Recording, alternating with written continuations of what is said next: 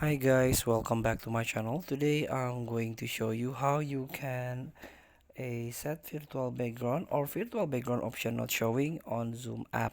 So if you still have or old version of Zoom app, please update it because the option virtual background option not showing is a normal virtual background option in the new version of Zoom app. So in order to change your virtual background, you can start new meeting first or join meeting first. Then you can search on the toolbar the apps. You can tap it. And this is the new option of how you can change your virtual background. So tap on virtual backgrounds. And now virtual backgrounds become third party powered by Pixels.